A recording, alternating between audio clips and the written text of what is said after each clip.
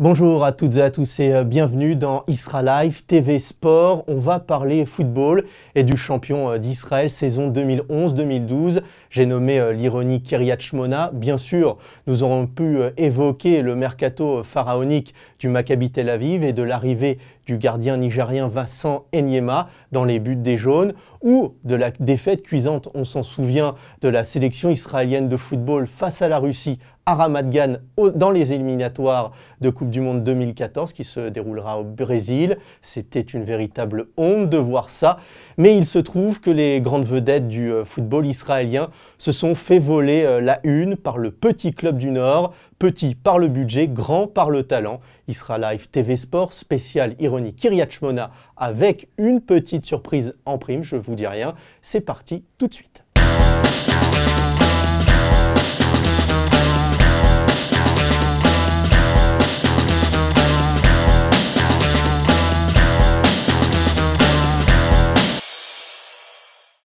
En 2006, Kiryat Shmona, c'était ça.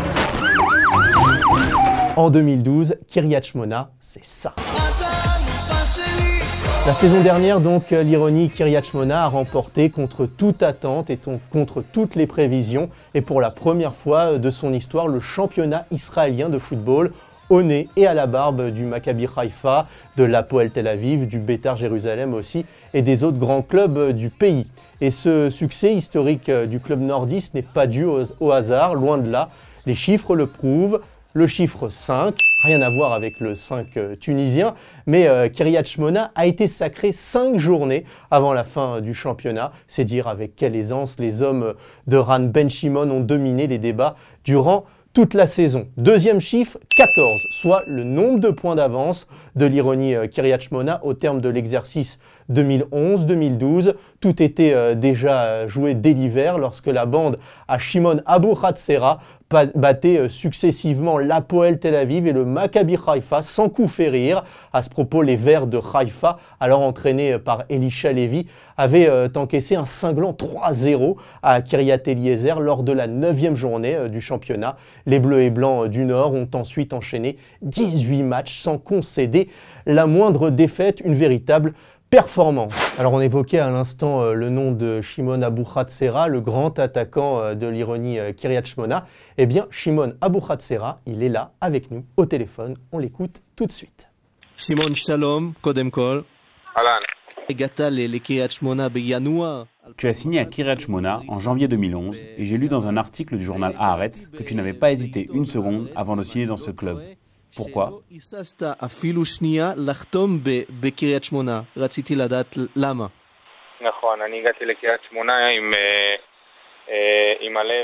C'est vrai, j'ai laissé mon cœur parler.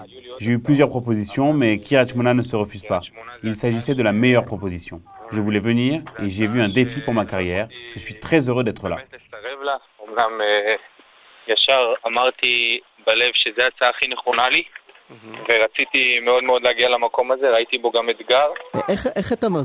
Comment expliques-tu la réussite de Kiryat Shmona la saison dernière ? Notre réussite a résidé dans l'implication sans faille de Ran Ben Shimon, du président Shiratzky, de la direction et des joueurs. L'osmose était parfaite. On s'est focalisé uniquement sur la partie football. Ran s'est attelé à faire du travail efficace. De son côté, notre président s'est chargé d'assurer la sérénité du club. Tous ces détails nous ont permis de gagner.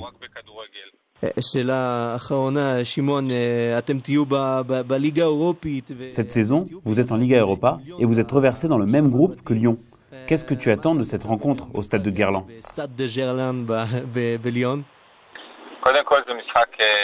Pour moi, ce match, c'est un rêve. Lyon est tout de même une formation de Ligue des Champions. Ils ont même atteint les quarts de finale il y a 2 saisons. Ce sera donc un match intéressant. Une grande expérience pour nous. C'est une grande équipe avec de grands joueurs. De notre côté, l'objectif sera de tenter d'imposer notre jeu. Rêves-tu d'une bicyclette à la Ariran Zehavi au stade de Gerland à Lyon ? Je rêve d'un but point à la ligne. Mais si je peux marquer d'une bicyclette, alors je ne m'en priverai pas. Merci Shimon, tu m'as dit hors antenne que tu avais de la famille en France. Tu as un message à leur faire passer ?